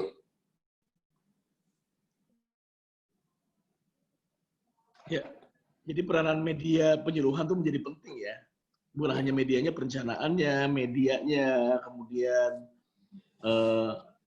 praktiknya, dan juga evaluasinya, feedback ya, sama outcome ya misalnya. Baik, ini di chat ada pertanyaan lagi, Pak Ramadhani, terkait dengan mohon penjelasan dari narsum, apakah di jenjang ahli di pertanian udah ada ahli utamanya? Dulu karakter khususnya seperti apa untuk ahli utama? Silakan Mas. Oh iya. Kalau untuk di penyuluhan kita ada ini ahli utama ada, tapi memang rata-rata kalau kita lihat ahli utama ada di pusat. Kalau di daerah kami belum tahu di daerah ini ada ahli utama atau enggak. Ahli utama ada di kami, kebetulan di sini penyuluh-penyuluh pusat, kebetulan beda lantai aja dengan kami di sana. Kalau untuk karakter khusus dari penyuluh ahli utama ya, nah ini sebetulnya sudah ada di Permentan tentang penyuluhan, kebetulan ini ada yang baru, Pak Dadi kami informasikan juga, kami baru tadi malam diskusi juga untuk pengembangan modul pelatihan dan pengembangan kurikulum pelatihan karena ini Permentan tentang penyuluhan yang baru sudah keluar. Nah ini, kebetulan saya juga belum lihat detail di sana, tapi kalau ditanya ada Pak, ada. Kalau Widya Suara, mohon maaf, penyuluh ahli utamanya ada, seperti itu. Sebagai informasi, jumlah penyuluh pertanian ada berapa, Mas? Total se-Indonesia? Wah, saya lupa nih jumlahnya. Kebetulan lupa nih kalau jumlahnya. Iya. Baik, iya. Mungkin Bapak Ibu ada yang mau bertanya lagi ya, silakan Bapak Ibu ya. Ini karena kalau Bapak Ibu dari Jakarta mungkin bisa datang langsung ke Ragunan ya, di pusatnya mungkin dari Bapak Ibu provinsi. Nah, betul. Iya. Kalau yang dekat silakan datang. Tapi Pak Dadi kami informasikan juga, kalau ada Bapak Ibu yang ingin juga diskusi dengan teman-teman kami yang ada di UPT yang ada di daerah, baik di Jambi, di Lampung, di Lembang, dan yang berdekatan, itu silakan bisa menghubungi teman-teman yang ada di sana. Kalau yang ada di Jawa Tengah, kebetulan saya dulu juga sering ngajar di Badan Diklat Jawa Tengah untuk diklat dasar penyuluhan. Jadi kalau teman-teman di Badan Diklat, insya Allah juga tahu bagaimana proses pelaksanaan diklat penyuluhan yang mereka laksanakan. Karena kami kebetulan dari Lembang sering juga ngajar di sana. Seperti itu. Nah silakan kunjungi UPT juga ya. Berapa jumlah UPT-nya Mas? Jumlah UPT kita ada 10. 10 10 ya. Iya. Jadi ada di Jambi, di Lampung, lalu ada di Lembang, Bogor, ya tersebar di beberapa provinsi. Kalau di Jawa Timur ada 2, ada di Ketindan dan Batu. Terus ada di Kalsel itu ada di Binuang, Kalimantan Selatan. Kalau di Batang Kaluku, Sulsel itu ada di Batang Kaluku. Nah itu. UPT ya. Ya. Nah, Pak Dadi sekaligus ini saya kebetulan baru lihat langsung ditanya karena tadi jumlah penyuluhnya berapa, ini ada sekitar 73.000 ya. Penyuluh pertanian ada 73.000. Dan saya baru lihat ini sistem informasinya, Simluhnya. Totalnya 73.000 itu terdiri dari penyuluh PNS, penyuluh THL TBPP, dan juga penyuluh swadaya dan swasta. Kalau untuk penyuluh PNS-nya, ini totalnya ada 26.160 ya. 26.160 tambah yang CPNS-nya 400, jadi sekitar 30.000 penyuluh PNS-nya. Ya. Dan yang dilatih oleh UPT Diklat ini untuk non PNS-nya ikut Diklat juga kan, Mas? Ada ini ya? Kalau non PNS sebetulnya kita punya pelatihan, waktu itu pelatihan metodologi penyuluhan. Jadi bukan ikut pelatihan yang ini, karena memang syarat pelatihan ini dia sudah berstatus PNS. Oh ya. Sudah berstatus PNS, dia mau masuk ke penyuluh sebagai mau masuk sebagai fungsional penyuluh atau sudah di fungsional penyuluh. Itu. Ada beberapa memang yang sudah masuk fungsional tapi belum ikut diklat dasar. Seperti itu. Dan ini yang berlaku juga ya untuk inpasing sama alih jabatan, Mas ya, diklat ini. Iya, betul. Iya. Ya misalkan jadi, begini, Mas. Misalnya ada yang dari struktural ya, ada dari struktural alih ke fungsional sebagai penyuluh, dia ikut juga di sana. Kalau dia S1 berarti ikutnya ahli, seperti itu. Jadi yang inpasing ikut yang ini juga. Wajib ya itu ya? Wajib, ya, diklat wajib. Ini kebetulan kita wajibkan, jadi kalau mereka nggak ikut diklat ini, mereka nggak bisa naik pangkat jabatan. Iya. Karena kejadian sudah beberapa tahun gitu ada ya banyak kami nanyakan terus ada diklat nggak, ada diklat, karena mereka nggak bisa naik di sana karena belum mengikuti diklat dasar. Seperti itu. Ya. Baik, Bapak Ibu, ada yang mau bertanya? Silakan nih, mumpung Mas Ramadan ini ada di sini ya, jadi biar menjadi semacam referensi buat kita ya. Dalam mengembangkan kurikulum, kemudian juga metode dan media pembelajaran termasuk uji kompetensinya ya. Kita juga sudah berdiskusi dengan di lapangan terkait dengan uji kompetensi yang selama ini kan modelnya CAT ya. Kita ke depan mengembangkan bagaimana kalau uji kompetensi ini linear dengan diklat penjenjangan gitu ya. Nah, mungkin dari teman-teman bisa bertanya kembali bahwa di sini ada yang menarik itu ketika harus turun lapangan ya, Mas Ramadhani ya. Artinya uji kompetensi sendiri sudah lapangan, jadi bukan hanya online uji kompetensinya ya, yang pilih-pilih kancing ABC gitu ya. Iya, Pak Dadi sekaligus saya informasikan. Nah, ini yang agak sedikit unik di Kementerian Pertanian sebetulnya. Karena sebetulnya uji kompetensi yang di kami ini baru jalan beberapa tahun setelah pelatihan ini berjalan gitu. Memang sebetulnya kalau kita lihat uji kompetensi yang kita maksud di sini ada uji kompetensi praktek penyuluhannya kalau yang tadi pelatihan. Sedangkan uji kompetensi untuk mereka teman-teman naik jabatan itu beda lagi. Jadi sementara memang masih sama, masih pakai CAT. Masih pakai CAT. Dan yang satu lagi sebetulnya di penyuluhan ini kami sudah ada sertifikasi untuk penyuluh pertanian. Sertifikasi penyuluh pertanian. Nah, ini yang sekarang saat ini sedang kami coba integrasikan gitu supaya linear. Karena kalau sudah disertifikasi kan kompetensinya sebetulnya tidak diragukan. Jadi dia udah megang sertifikasi penyuluh gitu. Karena kami kebetulan sudah menyusun perangkatnya sudah lengkap dan ada beberapa penyuluh yang memang juga sudah mengikuti sertifikasi. Nah, ini yang sedang kami coba linearkan juga, integrasikan untuk kedepannya supaya tidak berdiri sendiri-sendiri gitu. Karena ada beberapa penyuluh yang dia sudah ikut diklat, dia sudah tersertifikasi, tetap ikut lagi CAT gitu. Karena ya gimana pun CAT kan saat ini menjadi syarat ya uji kompetensi untuk kenaikan jabatan atau jenjang di sana. Nah, ini kami tetap kalau untuk kenaikan jenjang mereka tetap ada ujian. Kebetulan kemarin baru ada pembekalannya juga untuk teman-teman penyuluh. Seperti itu. Jadi CAT-nya tetap kalau ada boleh bertanya, untuk Mas, yang ketika kompetensi kenaikan. Ya. Ya, artinya ketika dia penaikan jenjang, misalkan dari pertama ke muda, muda ke madya, Mudah, iya. itu kan ada uji kompetensi gitu ya. Nah, uji kompetensi Betul, iya. Puslap dilibatkan tidak terkait dengan soal dan yang lainnya, atau dengan Biro SDM-nya, bagaimana, Mas? Nah, kebetulan kalau di kita ada pusat penyuluhan sendiri. Ada puslat, ada puslu, ada pusdik kalau di kita. Pusat pendidikan, pusat pelatihan, dan pusat penyuluhan. Nah, kebetulan kita masih satu badan.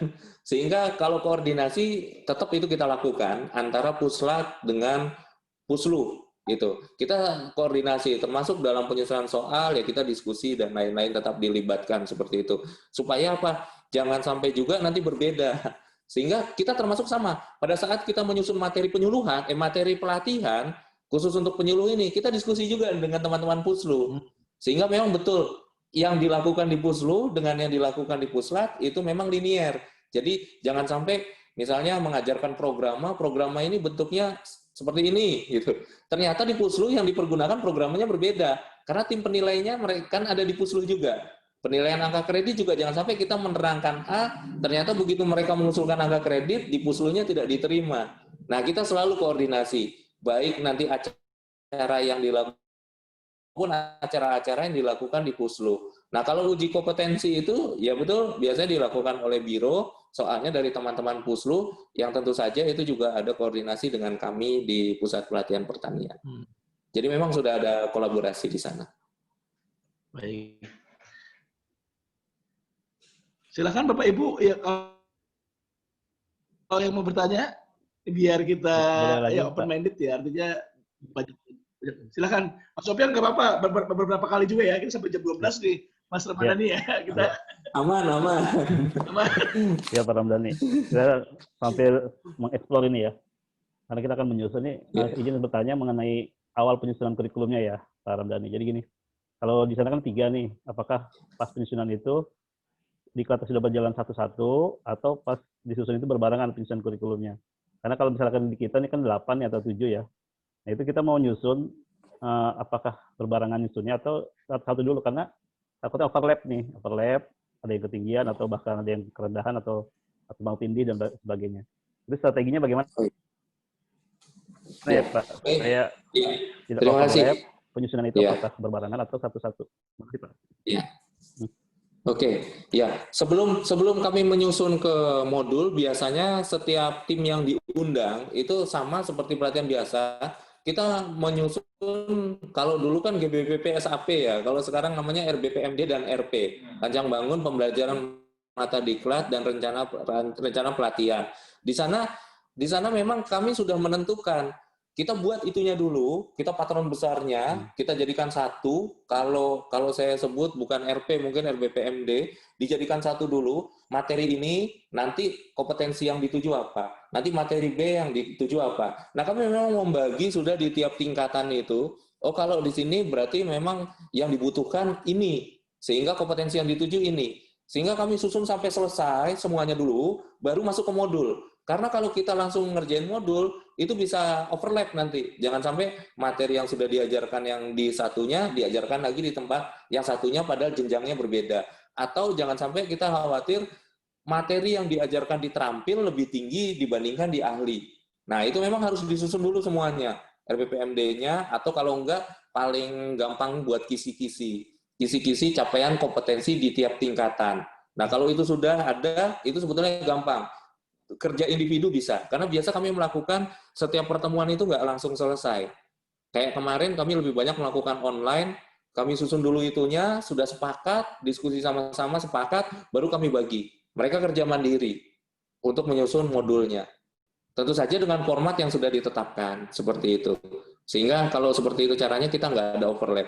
Tapi memang kalau di BKKBN agak sedikit banyak jenjangnya ya, yang tadi 8, biasanya kalau jenjangnya banyak, itu kita kan menggunakannya itu berangkatnya lagi sebetulnya di peraturan angka kredit masing-masing penyuluh tersebut.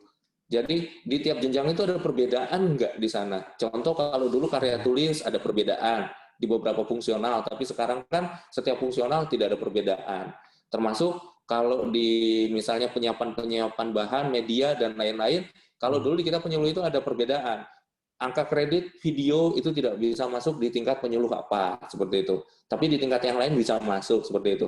Nah, sebetulnya kalau misalnya tingkatan itu penilaian angka kreditnya sudah ada dan itu sudah ada pembedaan, nuruninya sebetulnya dari sana. Jadi tidak perlu banyak diskusi panjang antar penyusun modul, langsung turunkan dari sana peraturan angka kredit dan penilaian angka kredit. Tapi kalau nggak ada, memang hal yang tadi wajib dilakukan untuk minimal membuat kisi-kisi penyusunan atau arah kompetensinya yang akan dicapai sejauh mana. Supaya penyusunan modulnya nanti tidak tabrakan, tidak overlap, dan pas sesuai jenjangnya masing-masing. Mungkin itu. Pak Sofyan ya tadi ya? Baik, Pak. Terima kasih, Pak. Ya. Pak Sofyan kayaknya sudah mau ngegas terus nih, sudah siap nyusun nih. Iya. Kalau memang untuk teman-teman, kita kondisinya gini, ya, Pak, di sini masih meraba-raba ya. Iya. Iya, karena jenjangnya banyak. Saya tadi juga, ya, betul. Saya tadi juga sempat kepikiran dengan jenjang yang banyak. Ini pasti pembedaan masing-masing jenjang ini agak sedikit berat. Nah, biasanya itu tadi saran saya kalau memang di setiap jenjang itu penilaian angka kreditnya itu berbeda, misalnya medianya atau program atau yang lain-lain sesuai tugas penyuluh BKKBN, itu bisa diturunkannya dari sana. Tapi kalau misalnya sama, ini yang akan jadi tugas berat memang kalau memang diklatnya juga dibuat jenjangnya ada 8 juga. Seperti itu. Ya.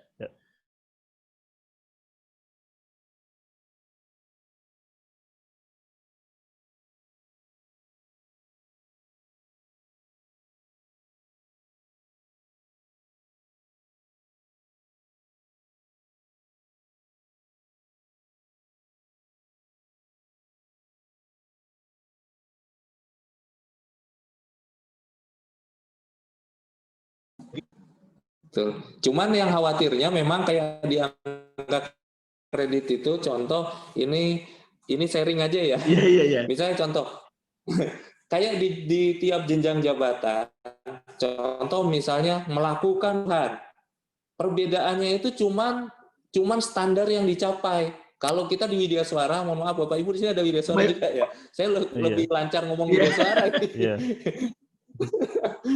Jadi kalau di Widya Suara itu misalnya kita antara yang Widya Suara pertama, muda, madya, itu perolehan tatap mukanya dilihatnya kan dari jumlah tatap muka. Tapi bukan tatap mukanya yang berbeda gitu. Sama seperti di penyuluhan kan juga sama seperti itu.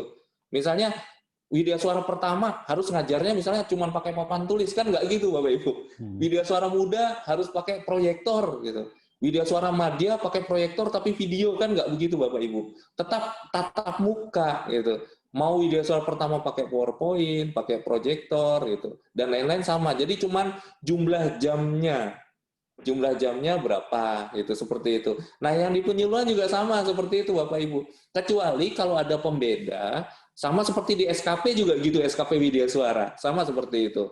Sasaran kinerja pegawainya. Nah, kecuali ada pembeda, contoh kayak di kami itu, kalau penyuluh pertanian terampil, yang dinilai angka kreditnya itu media penyuluhannya apa. Kalau di penyuluh pertanian ahli, yang dinilai apa. Nah, kalau misalnya jenjangnya banyak, kayak tadi 8, nah saya nggak tahu apakah di sana memang juga sudah dibedakan output capaiannya, bentuknya. Misalnya ada 8 itu yang satu buat media cetak, yang satu media apa, audio, yang ketiga, tingkat 3 media visual. Nah, kalau seperti itu, materinya akan bisa langsung disesuaikan. Tapi kalau enggak, nah itu yang nanti agak sedikit susah bagi tim penyusun membedakan antara uraian materi di tingkat yang 1, kedua, sampai dengan ke-8. Tapi kalau itu sudah ada, seperti yang tadi Pak Dadi jelaskan ya itu sudah enak sebetulnya nyusunnya. Begitu. Ya.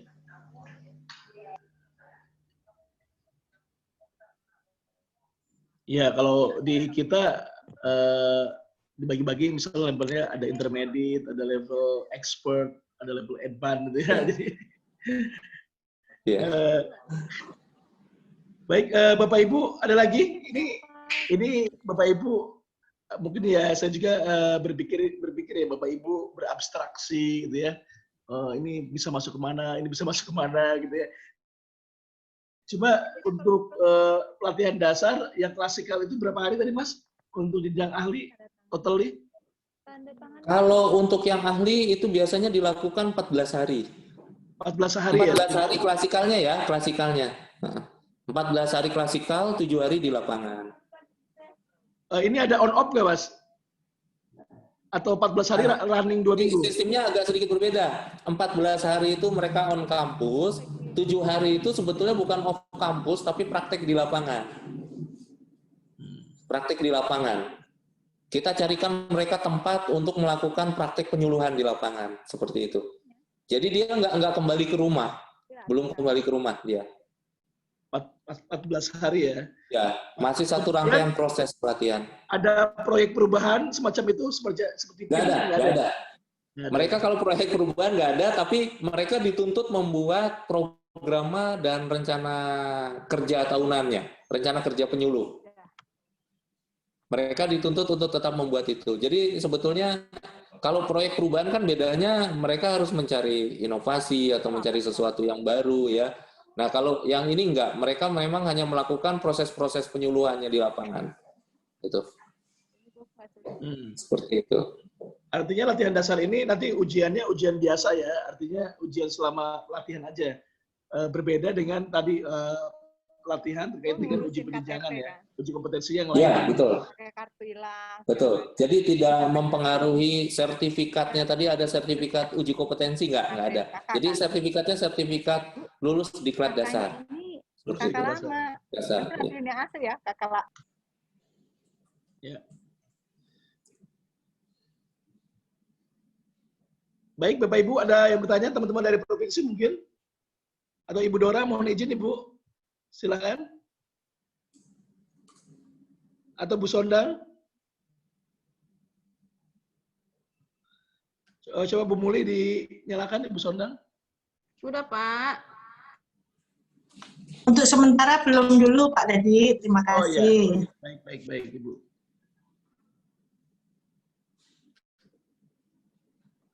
Dari teman-teman balai, untuk di puslatan ini UPT-nya itu eselon berapa Mas? Mohon izin Mas. Eselon 3 atau 2 ya. yang di Jambi, di Lembang? Oh iya. Kepala UPT-nya? Kalau UPT kami yang di Jambi dan di Lampung itu eselon 3. Kalau yang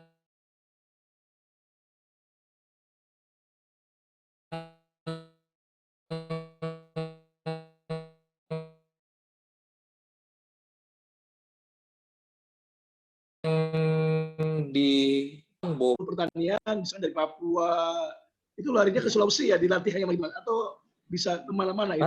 Kalau Papua, kebetulan kami punya wilayah binaan. Kalau Papua dulu itu ke Sulawesi, tapi sekarang langsung ke Lembang. Karena wilayah Lembang itu Papua, Papua Barat, Maluku, Jawa Barat, DKI, Banten. Gitu. Larinya ke sana ada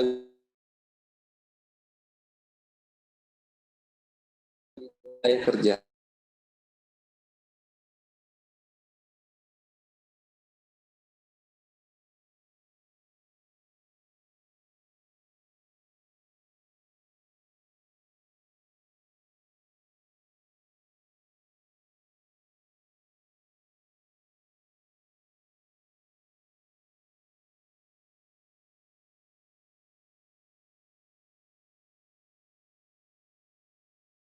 Untuk penyuluh-penyuluh yang THL, memang di bawah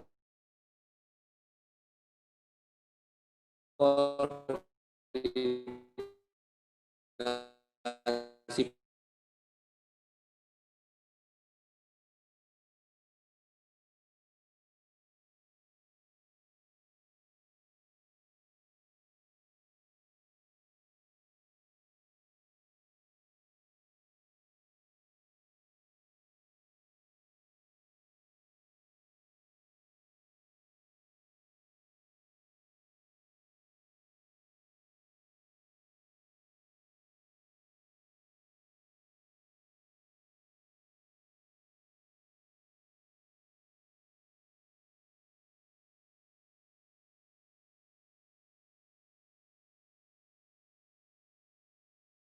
Ini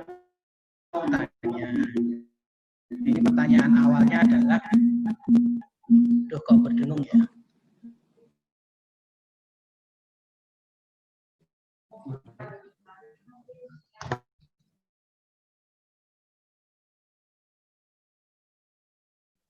Apakah di lapangan kami yang menemani di lapangan?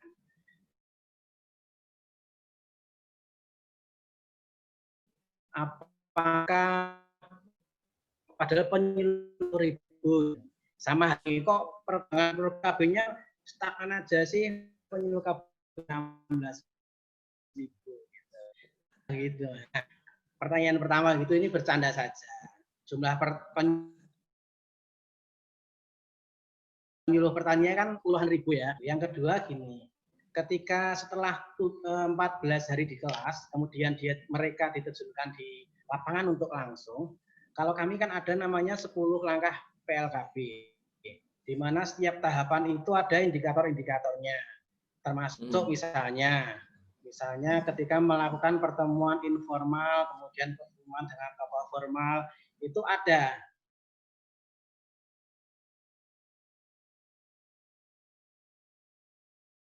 Apakah penyelenggaranya, fasilitasinya bagaimana, bisa diukur dengan waktu, enggak, kemudian materinya itu terukur atau enggak, itu setiap tahapan ada indikatornya. Kemudian ketika kemudian melakukan proses penyuluhan, setiap peserta kan ditarget itu. Setiap orang minimal sekian calon akseptor baru ketika mereka diturunkan di praktek saat LDU, kalau kami dulu LDU. Apakah di pertanian juga begitu? Misalnya penyuluhan di sawah gitu. Apakah ada indikator misalnya ini hanya untuk masukan buat kami? Apakah kami nanti pada akhirnya juga harus begitu atau kami malah sedikit lebih baik? Tidak tahu ini. Jadi kalau kami kan begitu. Penyuluhan. Outputnya adalah berapa yang akan terlayani pasca penyuluhan itu nanti. Gitu. Saat praktek lapangannya. Kalau di pertanian bagaimana, Mas? Apakah bisa disederhanakan atau ya pokoknya penyuluhan gitu, kemudian disusun laporan telah melakukan kegiatan ngajari petani bagaimana supaya bisa begini gitu. Apakah itu ya, rohnya begitu. Kemudian kalau di kami perjenjangnya kalau di angka kreditnya sudah cukup jelas kok. Artinya jelas itu terkait dengan media. Kalau yang jenjang ahli media itu lebih pada tataran analisisnya gitu. Kalau muda mungkin yang strateginya gitu. Sudah jelas di Permenpan, kemudian di backup Perban 19, insya Allah sudah jelas. Terima kasih Mas. Hanya ya Pak. Ya langsung dijawab Mas ya. Ini bisa take up aja ya. Ya baik, terima kasih. Sekaligus tadi saya juga lupa, selain THLT BPP yang ada di pusat, juga ada beberapa tenaga honor ya, tenaga bantu di daerah yang memang dia juga statusnya sekarang itu sebagai penyuluh. Sehingga memang banyak sekali penyuluh pertanian di lapangan. Nah, kalau masalah sering dapat pertanyaan misalnya, kok ini penyuluhnya banyak, tapi kok pertanian gitu-gitu aja. Nah ini sering banget dan itu menjadi pokok bahasan yang sangat penting sebetulnya pada saat diklat dasar. Kenapa? Kita sebetulnya ingin juga meningkatkan motivasi teman-teman penyuluh pada saat melakukan diklat. Jadi jangan sampai mereka mendengar begitu saja down gitu. Tapi kita coba dorong supaya ayo kita tunjukkan memang dengan kinerja kita, dengan target-target yang memang sudah disusun dan itu bisa tercapai gitu. Nah ini kita tunjukkan saja. Kalau di pertanian memang kita minta mereka tunjukkan dengan bukti. Yang kedua, kalau sekarang itu kita lihat itu bukti saja, tetapi tidak dipublikasikan juga orang nggak tahu. Sehingga kita meminta teman-teman penyuluh itu juga membantu kami untuk mempublikasi, mensosialisasikan keberhasilan pertanian yang ada di wilayah. Sehingga kami di Kementerian Pertanian itu tidak kerja sendiri, tapi kerjasama dengan teman-teman penyuluh, ayo tunjukkan gitu, supaya orang itu tahu bahwa misalnya di Jawa Barat, di Cianjur misalnya, oh ternyata ada keberhasilan ini di pertanian, mereka juga memperlihatkan keberhasilannya, sehingga orang juga melihat ada banyak sekali keberhasilan di bidang pertanian yang sudah dicapai. Lalu yang kedua, untuk target, memang betul sama Pak, kami juga memang ada target-target yang memang sudah disusun, itu yang kalau tadi kami sebutkan itu program penyuluhan dan juga RKTP. Jadi di program itu mereka setiap tahun juga sudah memasang target-target penyuluhan. Target penyuluhannya apa di sana? Bukan hanya sampai dengan peningkatan pengetahuan petani, tapi berapa petani yang menerapkan teknologi tersebut saat kita diseminasikan. Contoh, kami mendiseminasikan masalah jajar legowo tentang sistem tanam padi. Nah, di sana penyuluh itu menyuluhkan materi itu. Nanti di sana dilihat berapa petani yang mengaplikasikan jajar legowo di sana. Di programnya di sana targetnya seperti itu. Yang mengaplikasikan teknologi jajar legowo ini berapa orang itu. Nah, sedangkan dampaknya itu kami mengukur sampai peningkatan produksinya. Kalau misalnya daerah tersebut daerah padi, ada peningkatan produksi enggak? Tapi itu ukuran dampak. Tapi ukuran outputnya itu berapa banyak teknologi yang diimplementasikan setelah itu dilakukan penyuluhan. Nah, di programnya itu detail menyebutkan hal tersebut. Jadi memang kita sudah menyusun di programnya itu ada tabel program penyuluhan yang memang disusun oleh penyuluh pertanian yang merupakan target-target penyuluh tersebut setiap tahunnya di wilayah itu. Seperti itu. Nah, selain itu memang kami juga sekarang ini sedang ada program yang namanya Kostra Tani. Kostra Tani itu kita meningkatkan kapasitas BPP, Balai Penyuluh Pertanian, karena kebetulan kami memiliki Balai Penyuluhan Pertanian di tiap kecamatan. Nah, kami juga meningkatkan kompetensi penyuluh mengenai hal tersebut dan juga berkoordinasi tentang capaian-capaian baik di capaian program mereka maupun capaian-capaian program utama Kementerian Pertanian yang ada di wilayah. Sehingga kami memang sangat mudah sekali berkoordinasi dengan teman-teman penyuluh di lapangan dengan adanya program ini. Sehingga insya Allah target-targetnya itu bisa tercapai seperti itu. Sehingga kalau target-target kami sama, yang di penyuluhan sama seperti itu Pak, dari mulai target peningkatan kompetensi, outputnya kami berharap itu sampai dengan pengaplikasian teknologi, sedangkan dampaknya kami berharap sampai dengan peningkatan produksi yang ada di lapangan, sama seperti itu. Dan kalau untuk di angka kredit, kalau misalnya sudah sama seperti itu, tiap jenjang ada pembedanya, saya rasa untuk membuat modul atau membuat kurikulum nanti untuk susunan pelatihannya, sepertinya akan lebih mudah, seperti itu Pak. Ya, mungkin itu Pak, terima kasih. Ya, Pak Jamil ya, jawabannya dari Pak Ramadhani. Enak ya Pak Ramadhani itu beliau tadinya WI ya Mas ya. WI tidak ke struktural ya. Artinya ketika bicara diskusi dengan Bapak ngeblend gitu ya. Artinya beliau paham secara RBPMD, materi media dan yang lainnya. Ini enak sekali Bapak Ibu ya, jadi nyambung. Kalau kita bicara pelatihan tapi nggak punya basic tentang edukasi atau apa, nanti kita jumping gitu ya. Baik, Bapak Ibu ada pertanyaan lain silakan.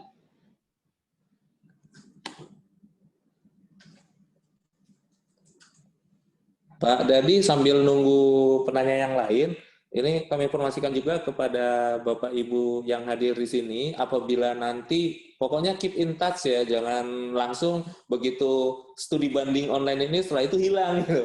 Silakan diskusi, hubungi saya juga nggak apa-apa, nomor tadi sudah ada di panitia.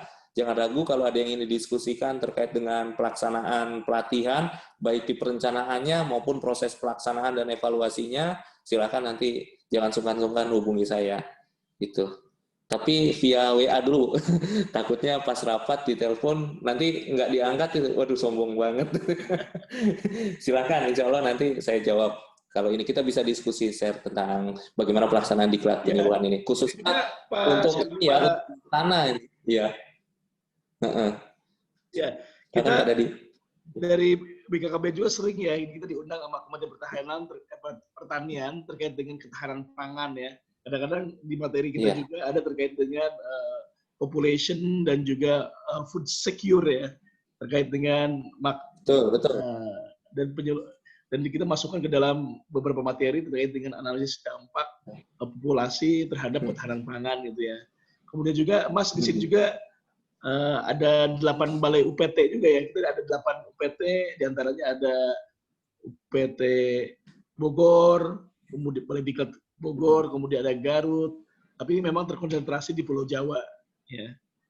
Yang Wah, berarti kalau yang dekat itu bisa juga langsung UPT kami. Insya Allah mereka dengan senang bisa diskusi, termasuk apabila nanti nyari modul-modulnya ya Pak Dadi ya, nanti bisa diskusi langsung di sana atau nanti kalau misalnya butuh, tapi kan berbeda isi modulnya ya sesuai dengan materi kekasan. Nanti kalau di kita nambah kan di BKKBN tadi membatasi, kalau dikasih modul pertanian jadi nambah nanti BKKBN. Kemudian Mas, peran Puslat sendiri terkait dengan 8 UPT itu gimana? Apakah itu secara struktural di bawah Puslat, teman-teman UPT itu apa dia mandiri gitu? Nah, kalau UPT memang Satker sendiri kan ya, tapi kita sebagai pembina. Jadi peran Puslat itu sebetulnya sebagai pembina. Jadi kita yang mendorong mereka, mengakselerasi mereka, termasuk apabila kita ada sesuatu inovasi baru terkait dengan pelatihan, kita yang nge-push untuk pelaksanaan inovasi tersebut. Jadi sebagai pembina peran pusat. Kalau misalnya dari struktur sebetulnya dia langsung di bawah BPPSDMP, itu UPT kita, tapi kita pembinanya. Itu garisnya itu berarti garis putus-putus. Bukan garis tegas. Koordinasi itu bukan garis tegas, tapi garis putus-putus dia. Hanya koordinasi. Jadi bukan garis perintah ke bawahnya itu ke UPT-nya. Untuk struktur organisasinya. Ya, artinya mungkin kan kayaknya sama ya. Kalau kita di pusat kan UPT di bawah Pusdiklat ya.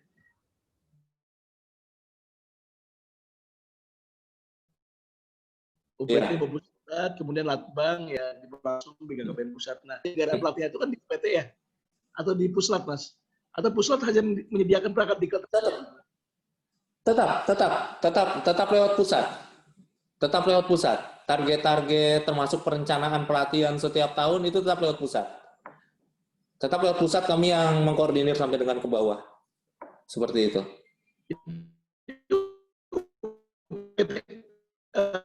Jadi penyelenggaraan kegiatannya sendiri top up dari pusat gitu ya Mas ya? Ya, kalau perencanaan dari pusat, perencanaan. Kalau perencanaan tetap dari pusat, tapi tetap yang melaksanakan adalah UPT. Berarti di Puslat sendiri tidak melaksanakan pelatihan ya?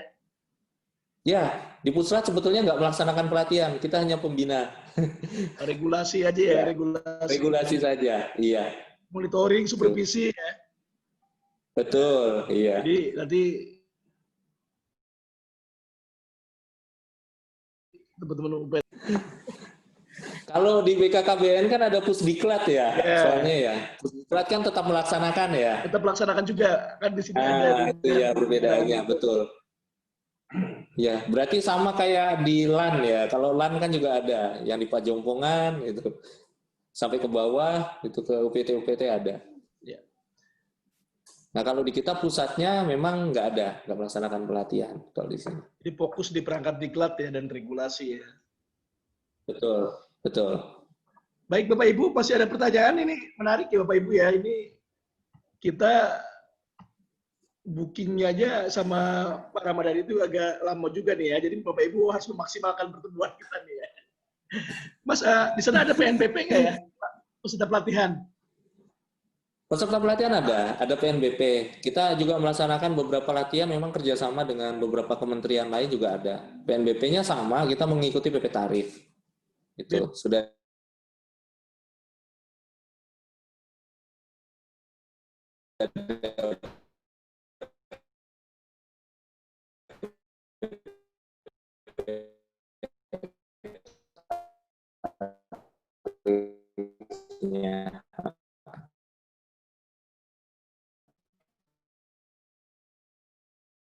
Saya kan direncanakan dulu di tahun sekarang berjalan untuk tahun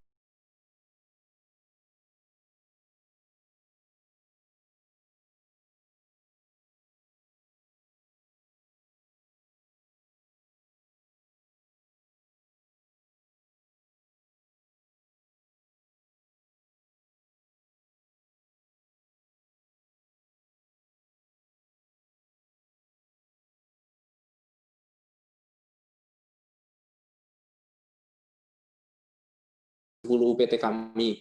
Nah, sehingga kayak di Jawa Tengah misalnya, biasanya teman teman-teman dari Lembang itu kerjasama dengan teman-teman Jawa Tengah mengajar di sana. Terus ada lagi yang dari Sentani, dari Papua, itu biasanya teman-teman dari Batang Kaluku atau dari Batu atau dari Lembang itu juga ngajar di sana.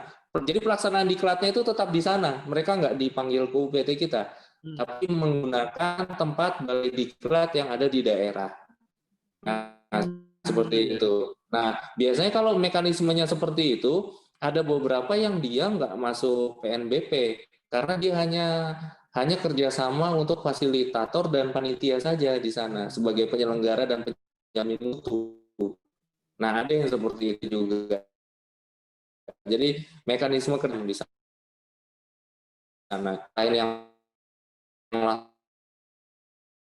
langsung masuk PNBP dan pelaksanaan tetap di daerah anggaran tersebut gitu. Itu dari penyelenggaranya itu bisa supaya untuk memudahkan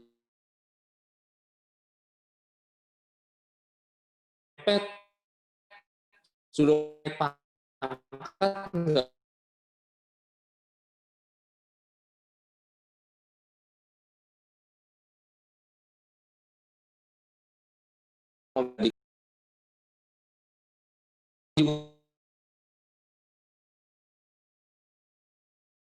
nggak tahu ini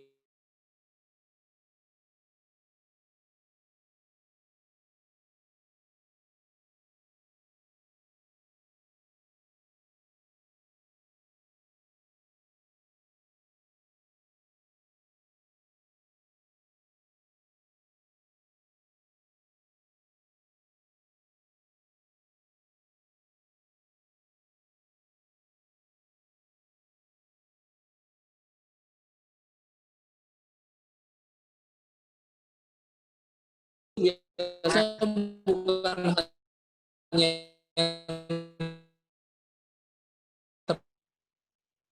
dekat, ada yang dari Papua,